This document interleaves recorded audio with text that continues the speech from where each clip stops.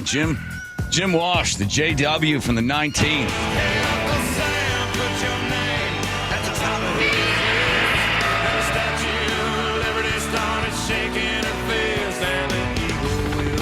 I like that. Yeah. I like the Glengarry Glen Ross in here. That's good. I'm glad your voice is back. Yeah, I blew my voice out. The last 8 days were the big mid-session floor action, and I was screaming about a lot of bad bills for a lot of days and kind of blew my voice out there for a little bit. I like when you got gavelled down. They said no sarcasm, and you go, "Oh, okay. Is that a rule I was unaware of?" That's a new one. That's a new one. The speaker can always come up with new ones. Now we can't be sarcastic.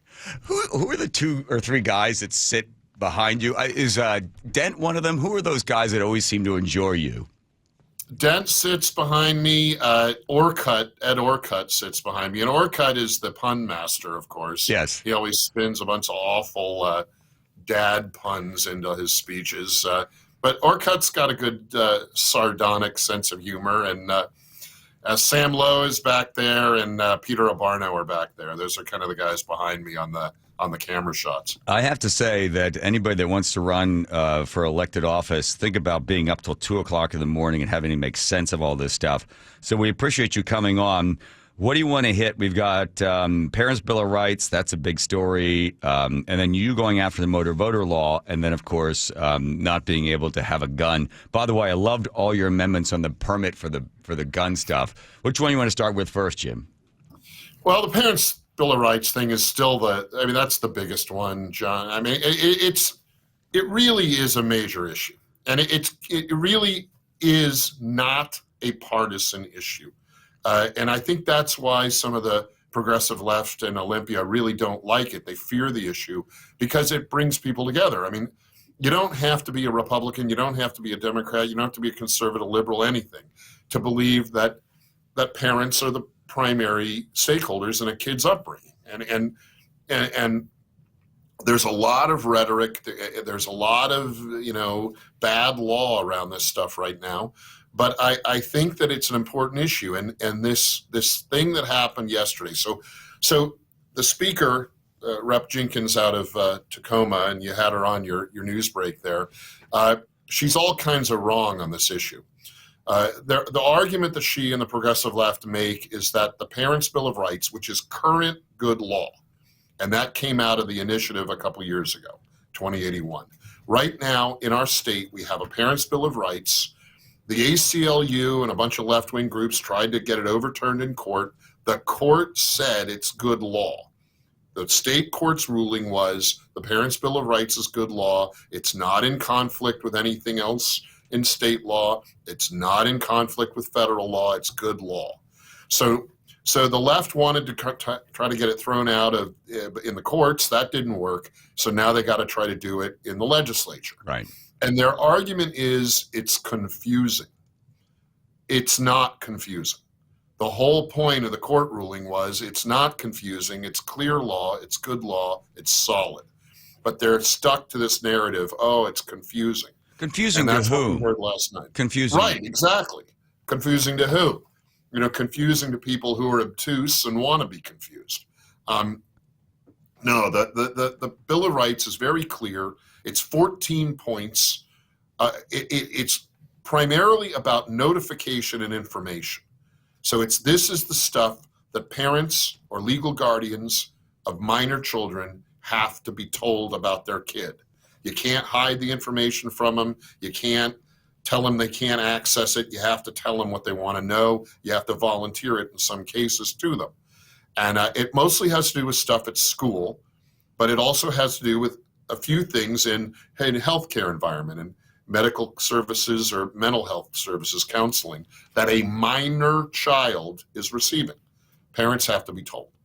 It's good law. It's not confusing. Their argument it's confusing is basically it's confusing to government bureaucrats, which is their real core constituency. Their parents aren't their constituents. The kids aren't their constituents. Even classroom teachers aren't really their constituents. Their interest group, their homies, their supporters are government bureaucrats. And they're confused because it's in their interest to be confused, because they're the ones who think they're gatekeepers about information about kids. Jim, they're the ones who Jim, let me interrupt for 1 second. Yeah. But how do the bureaucrats, as you say, how would they benefit from the changes that Jenkins and others would like to see in there? It restores them in a number of cases, in a number of those 14 points, as the gatekeepers. It says that they can filter information to parents, either about stuff happening at school or about stuff happening in a medical or mental health environment. And the real thing they care about is the sort of nexus between the two. Situations where a school counselor acts as the adult in getting a school kid mental health services or medical services. They want the school counselors to be able to act as kind of de facto parents of a minor child, and that's all kinds of wrong. Well, Walsh, not only you are a student and a sort of professor of the Constitution, the state of Washington, I also see you sort of as a philosopher. Speak to their basic mindset. Is it that they don't trust the nuclear family? Is it that they don't have faith in the mother and the father, and they themselves seem to know more because they might have a bunch of letters at the end of their names? Bingo. Yeah, their assumption is that all families are dysfunctional, and that they, the counselors, the therapists, the certified professionals, are in a better place to help children than their parents are. It's a kind of elitism, but it's not even as effective as real elitism, because they don't know. They're very ideological. They're pushing an ideological agenda, and what are they? Are they cultural Marxists? Do they want to break up the nuclear family so that the state controls everything? I mean, go back and read your George Orwell or your Aldous Huxley, 1984, Brave New World. All those dystopian futures, the controlling government wanted nuclear families to be broken up.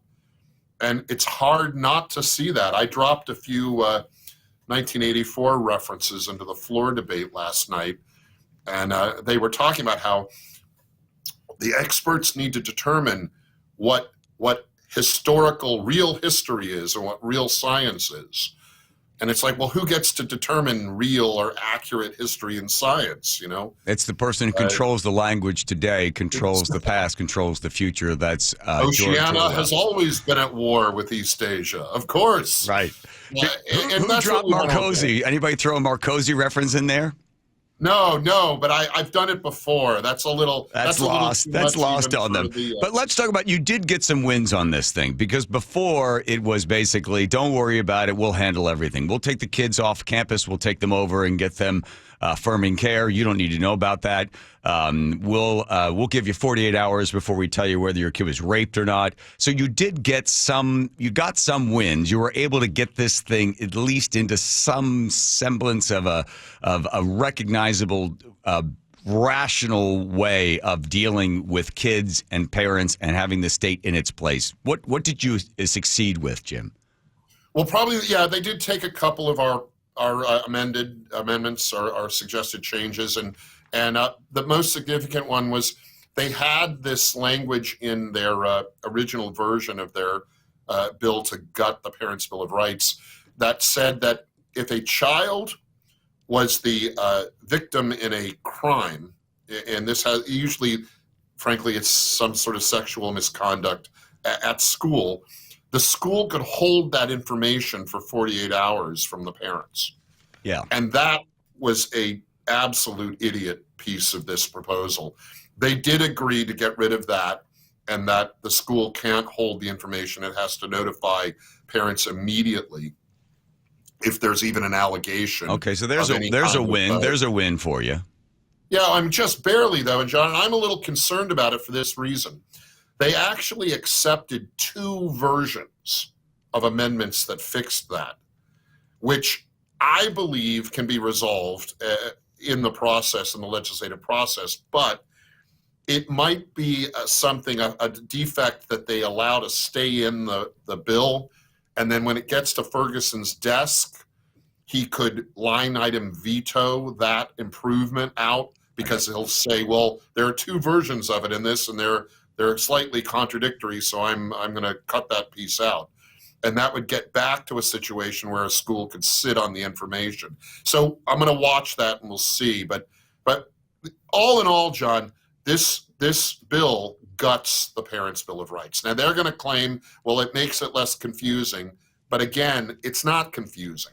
And what they're doing is they're putting in all these gatekeeper allowances for bureaucrats to hold information, and we just won't stand for it, John. So the next step is Brian Hayward, the man that put up $6 million plus of his own money to get all these initiatives in place. I heard he's got an initiative sitting, waiting. It's on the back burner.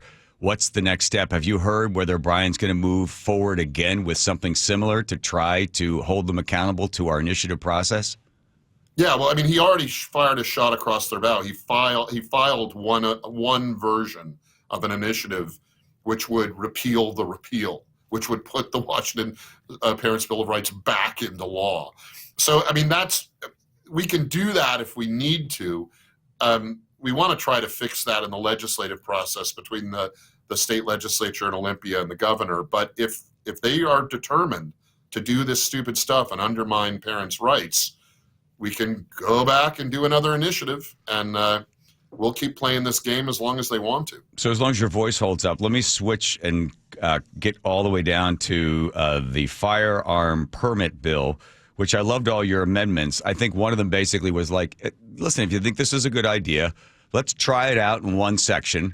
Let's take it and we'll put this in place where a lot of these gun crimes are happening. And if it's effective, then we'll do it throughout the rest of the state. Of course, nobody took you seriously on any of this sort of stuff. You'd always vote yes for this amendment. Where are we on the state of Washington continuing to interfere with our First Amendment rights?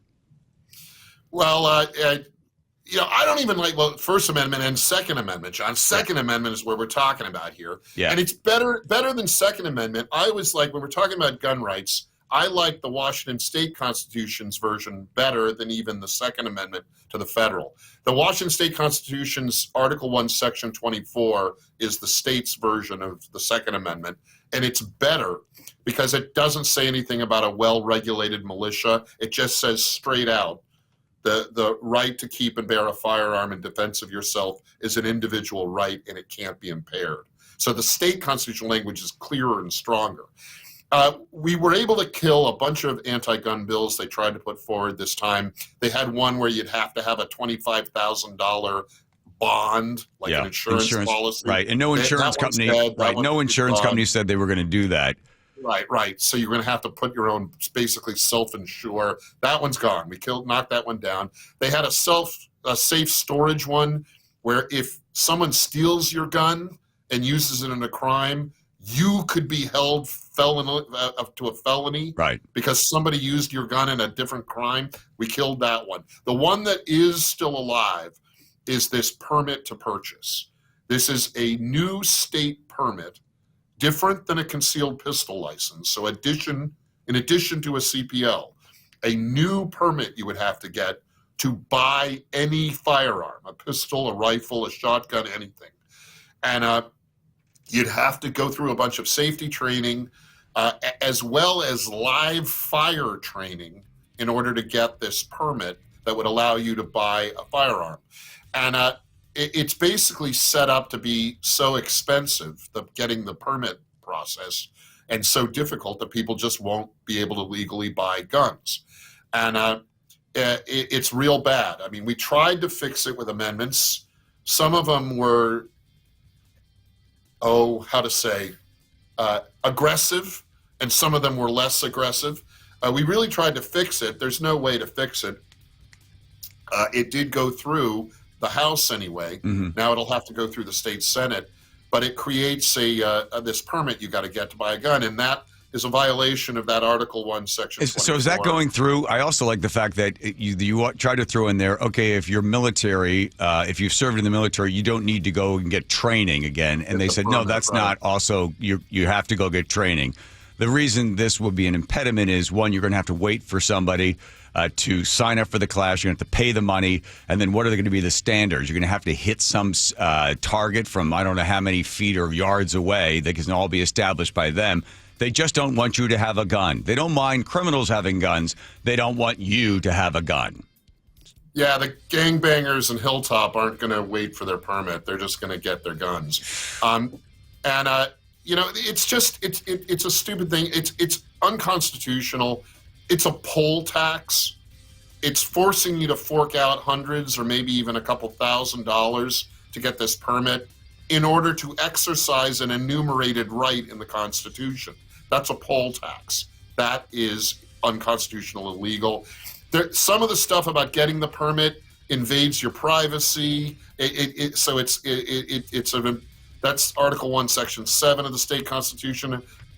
Our state constitution has an explicit privacy right, which the federal constitution only implies. It violates the privacy right in the state constitution, and there's all kinds of due process problems. Jim, a year from now, will I be able to buy a gun with all this nonsense, without all this nonsense? Yes or no? I believe this one will get rejected by the courts pretty quickly if it passes into law. And if our current governor, who is, of course, an attorney and was the state attorney general for many years, signs this into law, he will really risk making himself look ridiculous because it's patently unconstitutional. Got it.